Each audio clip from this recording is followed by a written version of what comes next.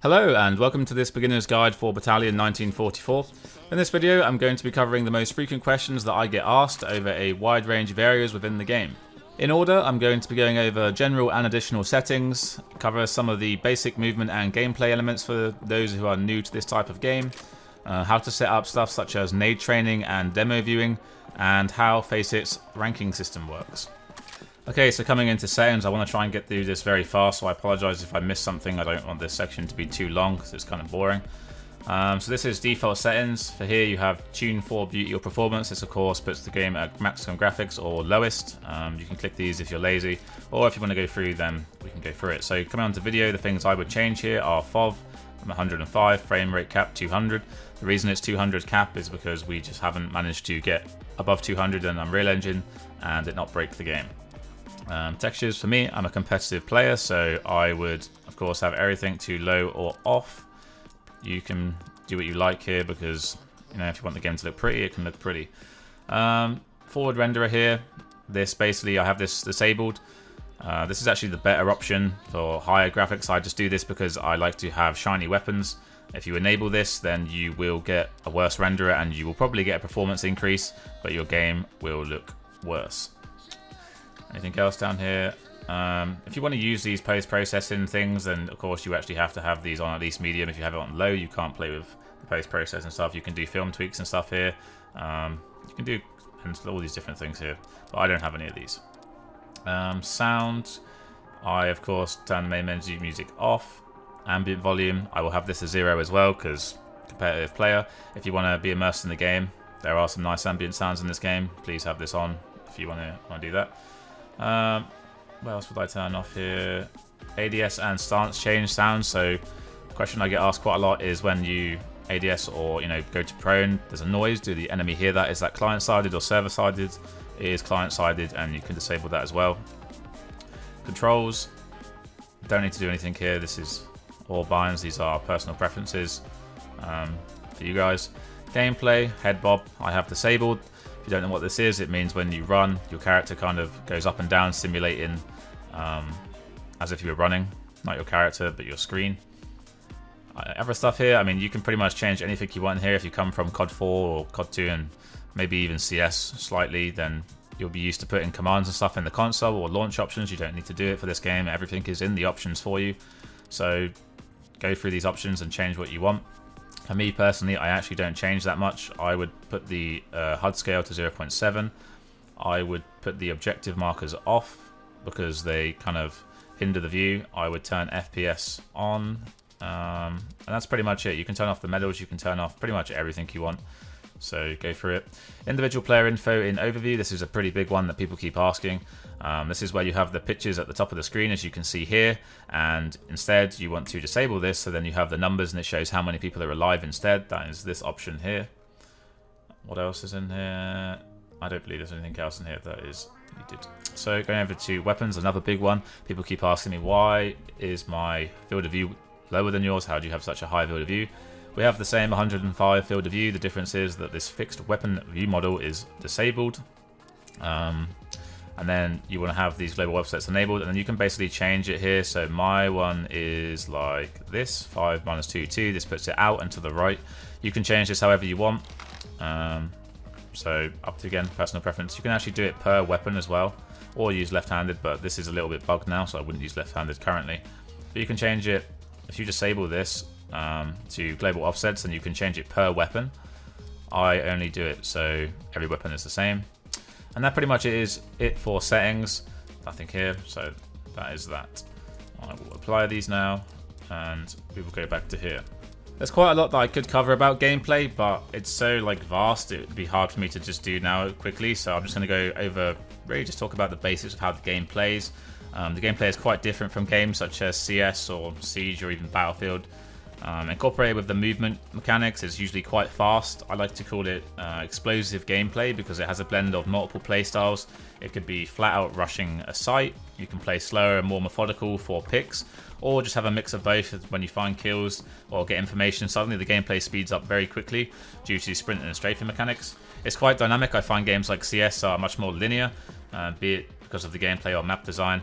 There's a lot more angles that you need to cover and you can be shot from. In CS, you kind of half the time know what people are going to be doing because it's easy to read because the executes are the same almost every round. You will find that people jump quite a lot in this game because the mid accuracy is quite high and because of the movement stuff. Of course, you can lean ADS peak, and lean is a very big part of this game. If you haven't really used lean because you are a CS player, it's something that you will have to learn because lean is very big. It's kind of a blend of everything. Everything is very situational in this game and playing by how the round is going and the information you receive from teammates rather than just flat out executing from the start of the round. Grenades you will find play a big role in this game, be it for kills or stop nades to gain map control, or set nades on bomb sites. This is something that you'll have to learn, and I will be showing you in the next section how to practice them. So Battalion is of course a pretty movement based game. It's based off games such as COD 2 and specifically COD 4 Pro Mod in terms of its movement mechanics. This will be pretty new to most people if they didn't play those games, unless you play with like Quake or something, or ET, but if you come from Counter-Strike or Rainbow Six or pretty much Battlefield or any of these kind of games, then you're going to be pretty new to how the movement stuff works in Battalion. I have made a detailed strafing tutorial, or more detailed one, on my channel already, so I'll take a snippet from that here just to quickly explain it, and then I'll just link the full video in if you want to see more. So what I'm doing here is, first off, I want to angle myself around 45 degrees to the side. I'm then going to basically move my mouse in a smooth as possible semicircle motion until I reach somewhere between like 45 degrees or maybe even 30 degrees in the opposite direction. Meanwhile, with my keyboard, I'm running and then using one of my strafe keys, and in this instance it's my A key to go left, and I'm holding this along with my forward key and also crouching at either the start or the end of the jump. So hopefully that small snippet covers the basics of it. Again, if you want to see the full video, it's in the description. Another mechanic I just quickly want to talk about is something that we've added pretty recently, which is like the double jumping. And this is basically if you jump on a surface that is higher than your current one, then you can jump again straight away and get like a small boost, like so. You can do this a lot, pretty much around anywhere in the map, and it's a really good thing to learn to do because you get like an extra little boost, and you can chain jumps together. You can make your movement really fluent when you're running certain routes. And that's pretty much it for the movement stuff. From here on, you just need to practice in your own server or just keep playing the game to improve. So now I'm going to go over the Wartide game mode and the economy. So coming into a Wartide game, the first round will be a knife round, which will determine the side which the winning team wants to start. Because the game does have an economy, you will of course be purchasing weapons throughout the game. In the buy menu on the right, you will see the weapons you can buy. On the left, you can donate to your team. And in the middle, you have the transaction history, so you can see what your team are buying. So the way that the economy system works is you will get 3 coins for a win. You have a loss bonus, which will start at 2 coins, and then it will go to 3 coins, and then 4 coins, and it will be 4 coins every round therefore after. You will have 1 coin for a bomb plant, or 1 for a defuse if you are the defending team, and then you get 1 coin each for a kill. You should find in its current state that you will have enough coins to at least get the medium tier weapons if without grenades or smokes. Of course, you can do eco rounds and you can donate, so it really just depends how you manage your coins. Okay, so moving on to the next section, I'm going to show you how to set up your own server so you can practice grenades. So you would come to play. We have obviously a server browser and LAN mode in this game, so you create a LAN server here.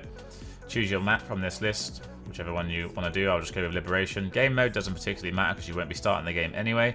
Come over to server, it has strat mode false. You will set this to true, and we shall load in and throw some grenades. So join team. Command you will put in is server.give grenades and then number, so I'll go with 500. One thing to note is to make sure that in your binds you have it set up here. So in spectator you have follow grenade. Mine is bound to 5. I think the default is Z. And then you will come, you will throw your grenade, then you will hold the key that you have set. This is a bad grenade. But you kind of get the idea. This is how you would practice. So if you see people doing grenades, there'll probably be a lot of nade tutorials. I'll probably do some myself at some point. Oh, that's the wrong key. Yeah, it's a good way to practice finding grenades. Grenades are not as powerful. Oh, that's bad. Grenades are not as strong in this game as they were in COD 4 or COD 2. And if you are from games like Counter-Strike, then you will probably have to learn how grenades work in this game because it's very different. They are used more to kill people on plants. They are, one-hit kill if you get them direct. They use a lot for map control to stop rushes and stuff like that. They're quite a big gameplay changer in this game in comparison to a game like Counter-Strike. So that's something that you will have to learn and get used to. So let's go back to the main menu. The next part is just to show you how replay system works. This game will record every game that you do, be it Wartide or any arcade games, and to watch them you will come to Battle Rank, you'll come down to Combat Record and Match History, and then you'll have your games in here. And then you would basically say download replay. It's downloaded, replay done successfully. Sometimes these do break, it's very rare, but most of the time they do work. Then you will go to watch replay. And you will basically have a demo viewer, which you'll be able to like fast forward, rewind, you know, skip. You can do like switch players. So we're at the start, so I'll skip in a bit. It's a little buggy still. It's still a work in progress, but it's very good for, you know, indie game that's just been released. Most games don't even have replay features right now. So you can switch between players in first person. You have third person. You can go into free cam. You can set up splines and stuff, so you can do like proper cinematics. You have you know, speed controls. You can skip rounds here. It's, you know, it's basic, but it pretty much does the job well. It's a good way to watch back your games, try and improve, or, you know, watch enemies, learn things, strats. Who knows? You can do what you want. So that is how you do the replay system. Okay, so lastly, moving on to the face it stuff. I'm going to try my very best to make this fast because it can be so long to talk about this stuff to cover it all. If you're from CS, you'll be familiar with the system. If you're not, then it will be pretty new to you. So coming into this first page, it's worth noting that Faceit is completely integrated into the game. You don't need to do anything on their website externally. Faceit Premium, you do not need Premium to play this game. You can play on the free version. The things that Premium gives you is guaranteed 126 servers. You will most likely become captain of your team, and you get Premium only missions. If you are Premium and your friend is not Premium, you can still play together. You're all queued in the same thing. So if you don't have Premium, your friend plays with you, you will be given 126 server. To get the overlay, you can come up to the Tournaments tab here, or you can press Shift F2. That is the hotkey for the overlay. As of today, as this video goes up, 1st of June, the Season 2 starts. The previous Season 1 was just like a pre-season that was only a week long. So this is really the starting season, but it's called Season 2. So I have 5 placement matches to play here. Most people who watch this video probably will be the same because the season's just started. So the way that this works, if I come in here to 5 Wartide and Leagues. Right, I'm going to try my best to explain this very quickly, so try to follow. The visual stuff here, Bronze, Silver, Gold, Diamond, Master, is just a visual representation of where your elo is at the end of your placement games. This is a monthly thing, so every single month, at the start of the month, you will have to do 5 placement games. Everything is based off elo. So if I come to my profile here, Battalion, you can see my elo here is 1400. Again, this is something that you can only see if you have Premium. There is an extension somewhere that you can do it so you can see it, I believe, but I don't have it. I don't have the name of it. So 1400 elo. So come back to Leagues. Right now I reside in Silver League because the thresholds put me in Silver. I'm going to put the thresholds up on screen now so you can see. So if I win these 5 placement games, I'm going to have 1500 plus elo, which means I'm going to be put in Gold League after my placements. If I lose 2 or 3 of those games, I'm going to be put in Silver because I'm, you know, in that threshold, in that bracket. These are a monthly thing, as I said, so you will then be in Silver or Gold, depending where you land in any of these. You will be in that for a month. The reason why is because you get put into a ladder. Each ladder here contains 100 players. You do not go up and down these ladders. You are in that ladder for the month. It doesn't matter what ladder you're in. The reason that is just like a timely thing. If you're the first 100 people to do your placement games, you'll be put in ladder 1. If you are the 700th person to complete your placement games, you'll be in ladder 7, for example. The reason the ladder exists is because you get points in the ladder.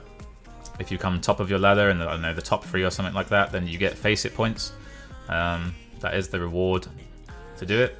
So yeah, you can't rank up from Bronze, Silver or Gold until the next month after you've done those placement games, but your elo, because everything is based on elo, will continue to go up. So you can be in Silver League or Bronze League, but you can have Diamond League elo, for example. If you won, like, if you got put in Silver and you won 20 games in a row, you're probably going to be having Diamond elo, so I'd have like 1800 elo if I won 20 games, but I'd still be in Silver. You will get matched with people of a similar elo than you. So this Bronze, Silver, Gold stuff, this is all just a visual thing. It's irrelevant to where you get placed. Everything about where you get placed in games is all on elo. So just keep an eye on your elo. Don't worry about this, where you get placed in these. So yeah, the prize if you come top of your ladder is face it points. Obviously, the higher league you're in, the more face it points you get. You have a similar system here with ladders. You can join these ladders, daily free ladders, weekly ladders. In here you get face it points as well if you come in the top 30, I believe, in these ladders. And a similar thing over here, you have hubs with these are ladders made by community people. You can make your team, you can join tournaments. We have a Blitzkrieg battle thing going on tomorrow where it's a tournament and the prizes are, in this it's $500. But you get face it points for prizes in a lot of these things. What do you do with them? You can come to shop. Actually, also you get missions, if I didn't mention that just now. Missions, these are like weekly things where you get more face it points. So you come to the shop, and with that you can buy skins and stuff. So you don't have to buy just Battalion skins, you can buy pretty much any item, I believe, but if you're playing Battalion, you want Battalion skins. So I think that's pretty much it. If you didn't really understand what I've just said, then please ask me in the comments and I will just write it down instead, because I know it's quite a weird system. In a way, it's not very gratifying because you're not seeing yourself go from silver, gold, diamond straight away, but you will see it once you start the next month. So just keep that in mind. And that is pretty much it. You have the 5v5 queue, you have 1v1. Play some Face It. It's very good, it works very well. And that is it for this video. I apologise of how long it is. Well done if you watched all of it. I just had quite a few things to cover. If you feel like I've missed something, then please again tell me in the comments and I shall put it in a future video. I will eventually get around to making some more videos, be that tutorials or nades or just gameplay stuff. Thank you very much for watching, and I hope you enjoy the game.